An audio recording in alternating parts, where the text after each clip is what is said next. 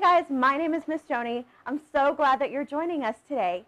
So all month long, we are learning about integrity. Remember, integrity is being truthful in whatever you say and everything that you do. So we have been learning stories from the Bible about integrity, and our memory verse this month spells it out perfectly. So let's take a look at our memory verse. It's Proverbs 10, verse 9. Anyone who lives without blame walks safely, but anyone who takes a crooked path will get caught. So we've been learning about stories from the Bible and examples of how we can live with integrity. So let's check out this last video for the month and see an example of a life filled with integrity. The Bible. It's 66 books of history, stories, letters, and poetry that fit together to form God's one big story. The epic adventure of how He created us and loves us so much that He made a way to rescue us. As we travel through the Bible, from Genesis to Revelation, we discover people who met God and found their lives changed forever.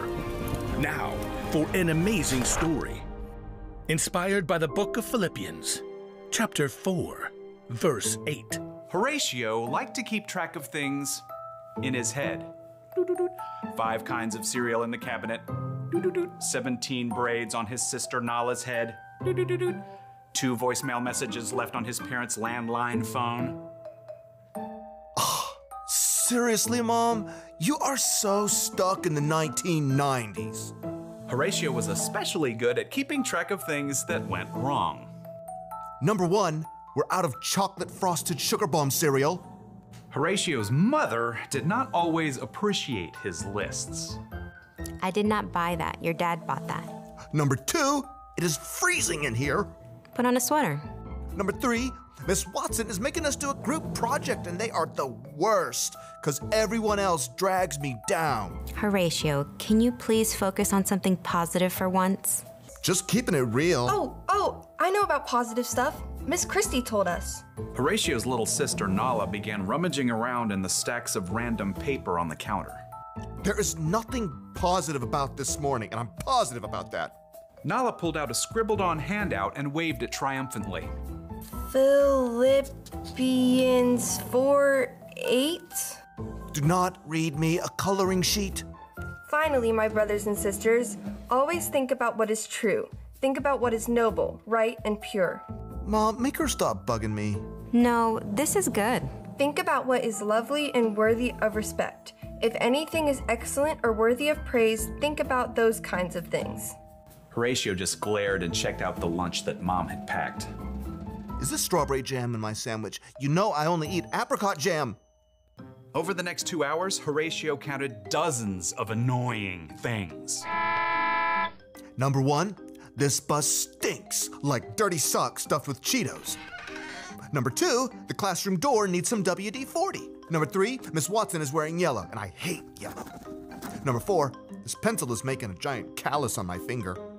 Number 5, group projects are still the worst. Number 6, it's way too hot over here.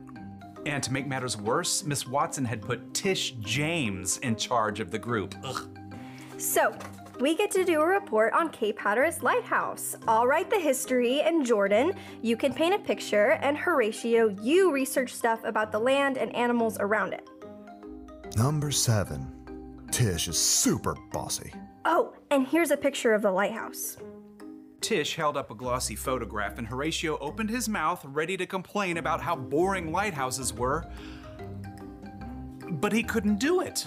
Hatteras Lighthouse, spiraling into the sunset sky, was breathtaking. He could picture walking the beach and waves crashing as the warm light glowed overhead. And Horatio couldn't help hearing an echo of his little sister's voice. Think about what is lovely and worthy of respect. There it was, right in front of his face. Horatio found brand new thoughts forming in his brain. Hey, that looks really cool. That's amazing. It was as if a switch had flipped in Horatio's head. After seeing one good thing, he started to see more. Jordan had brought in some paintings he had done. Number 1, Jordan, you are a really great artist. Miss Watson helped Horatio solve some tough fractions by drawing a funny sketch. Number 2, Miss Watson is a super creative teacher. Mom had packed homemade cookies in Horatio's lunch. Number 3, my mom makes the best chocolate chip cookies on the planet. Who wants to share? By the time Horatio got off the school bus, Number 4, Mr. Rob drove us right up to our house because of the rain. he was actually smiling. Mom met them at the door. Hey kids, how was school?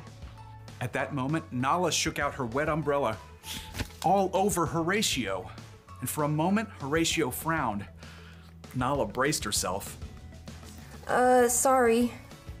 Number 5, I have a closet full of dry clothes upstairs. Nala's eyebrows shot way up. What happened to you? Nothing. I just realized I've got some pretty great things to focus on. So your day went okay?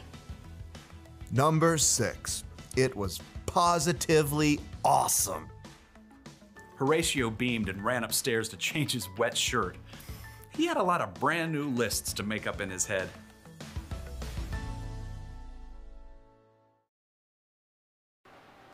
It's good to focus on what's true. Focus on that God loves us, that God made us, that He always has a plan for you. So that's what I want you to remember from this week's lesson, to focus on what's true.